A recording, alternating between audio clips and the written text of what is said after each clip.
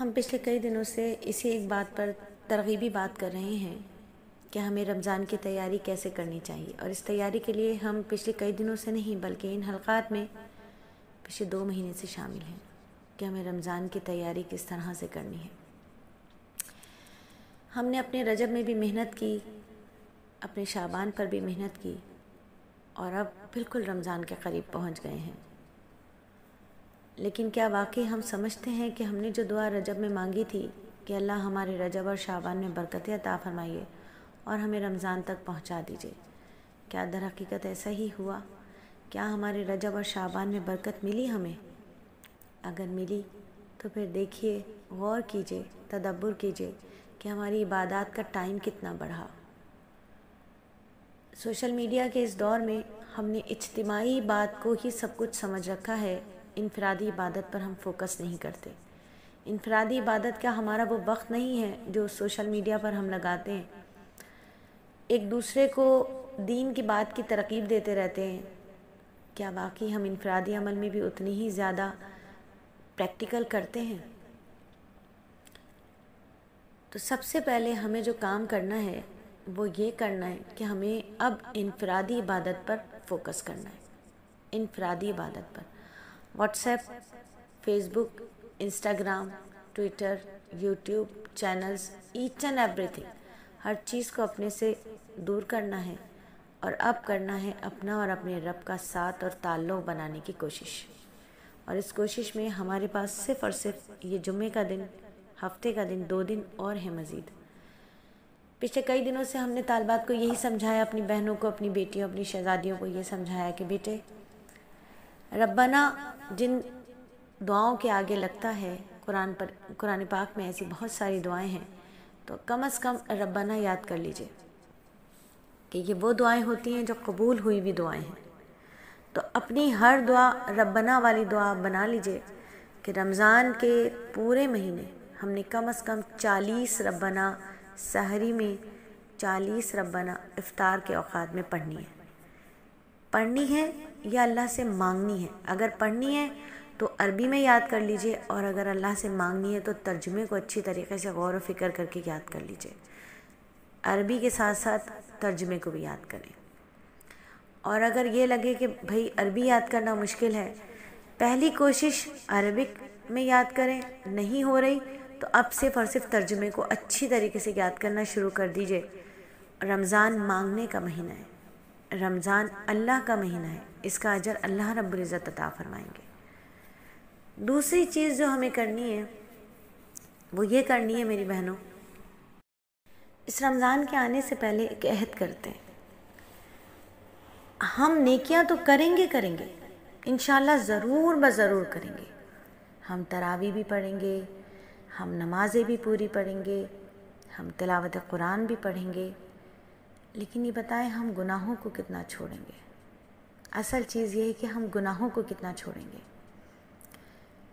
اس رمضان ہم بنائیں گے اپنے رمضان کو سب سے زیادہ گناہوں سے دور رہنے والا رمضان، اور گناہوں سے دور رہنے کے لیے سب سے بڑی جو چیز ہوتی ہے، اس موبائل کا استعمال کم سے کم کریں گے۔ موبائل کا استعمال کم سے کم کریں گے، لغویات کو چھوڑ دیں گے۔ لغویات کا مطلب ہر فضول کام کو چھوڑ دیں گے جس میں آخرت کا بھی اور دنیا کا بھی کوئی فائدہ نہ ہو، اس ہر کام کو چھوڑ دیں گے۔ خیریت سب کی لے لی، سب کو دعاؤں میں یاد رہنے کا کہہ دیا کہ بھئی دعاؤں میں یاد رکھیے گا، ہمیں دعاؤں میں یاد رکھیے گا، بہترین ہو گیا۔ اب ہمیں صرف اور صرف اپنے انفرادی اعمال بنانے کی کوشش کرنی ہے، اپنے اور اللہ کے درمیان تعلق کو مضبوط بنانا ہے۔ اس کے لیے سب سے بہترین چیز ہے سجدہ۔ اللہ تعالیٰ کو جتنا انسان سجدے میں پسند آتا ہے، اس کے علاوہ کسی اور ٹائم اس لیول پہ پسند نہیں آتا جس لیول پہ انسان جب سجدے میں ہوتا ہے۔ یہ رمضان بنائیں گے ہم اس رمضان کو اپنا سب سے زیادہ سجدوں والا رمضان، سب سے زیادہ سجدوں والا رمضان۔ اور اللہ کے نیک بندے اللہ کے حکم پر اللہ کی شکر گزاری کے لیے فوراً سجدے میں گر جاتے ہیں۔ آیت سجدہ جو بھی اٹھا لیجئے، اللہ رب العزت اس میں یہی فرماتے ہیں کہ اللہ کے چاہنے والے، اللہ کے فرما بردار بندے تو فوراً سجدے میں گر جاتے ہیں۔ تو کیوں نہ اس رمضان ہم بن جائیں اللہ کے بہت زیادہ پسندیدہ، کہ سب سے زیادہ سجدے کرنے والا رمضان۔ کتنے سجدے روز کریں گے اور کس کس بات کا کریں گے؟ اب ذرا غور کیجیے۔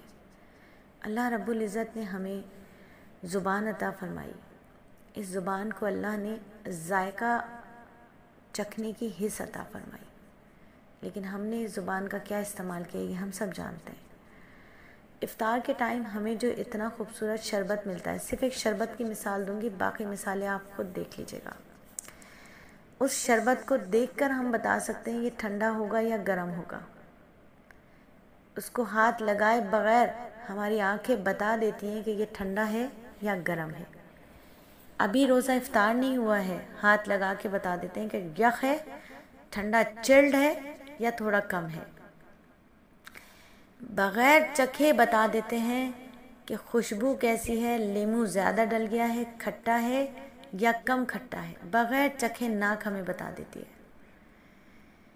جیسے ہی منہ لگاتے ہیں گلاس پر، پہلا گھونٹ لیتے ہیں، زبان بتا دیتی ہے کہ میٹھا ہے یا پھیکا ہے۔ تو میری بہنوں، صرف ایک شربت کا گلاس ہمیں اتنی اللہ کی نعمتوں سے باور کرا رہا ہے ہمیں، تو ان تمام کی تمام نعمتوں پر اللہ کا شکر ادا کرنا ہے۔ کتنے ہی لوگ ہیں جو ڈائلیسس کے پیشنٹ ہیں، وہ میٹھا پی بھی سکتے ہیں، لیکن پینے کا حکم ڈاکٹر نے ان کو نہیں دیا، کہتا ہے کم سے کم پیو کیونکہ آپ کی کڈنی فیل ہے۔ کتنے ہی ہیں جو پیٹ بھر کر پی سکتے ہیں لیکن شربت نہیں پی سکتے کیونکہ وہ ذیابیطیس کے پیشنٹ ہیں، شوگر پیشنٹ ہیں، وہ نہیں پی سکتے۔ اللہ کا احسان ہے کہ اللہ تعالیٰ نے ہمیں بیماریوں سے پاک رکھا ہوا ہے۔ پورے 11 مہینے ہم نے زبان سے بہت شکر ادا کیا ہے، ہر بات پہ اللہ تیرا شکر ہے، اللہ تیرا شکر ہے، اللہ تیرا شکر ہے، الحمدللہ الحمدللہ، بہت کیا۔ لیکن اس ایک مہینے ہم نے عملی شکر ادا کرنا ہے۔ جیسے ہی ہمیں نعمت ملی ہے اللہ کی، افطار ہوا، افطار کرتے ہی، دعا پڑھتے ہی، روزہ افطار کرنے کے بعد نماز پڑھنی ہے، اوابین پڑھنی ہے، اور اس کے بعد افطار میں ہمیں کھٹا محسوس ہوا، ہمیں میٹھا محسوس ہوا، ہمیں کڑوا محسوس ہوا، ہمیں گرم محسوس ہوا، ہمیں ٹھنڈا محسوس ہوا۔ اگر آپ سمجھتی ہیں آپ کو 10 نعمتیں 10 طریقے کی اللہ تعالیٰ نے عطا فرمائی ہیں، تو 10 سجدہ شکر ادا کیجئے کہ اللہ آپ کا احسان ہے، آپ نے مجھے اتنا عطا فرمایا۔ اللہ کی بارگاہ میں پیشانی کو ٹیک دیجئے، میں بھی ٹیکوں، آپ بھی ٹیکیں۔ اس رمضان کرتے ہیں یہ عہد کہ یہ رمضان ہوگا سب سے زیادہ سجدوں، شکر کے سجدوں والا، سب سے زیادہ شکر کے سجدے کریں گے اس رمضان ہم مل کر۔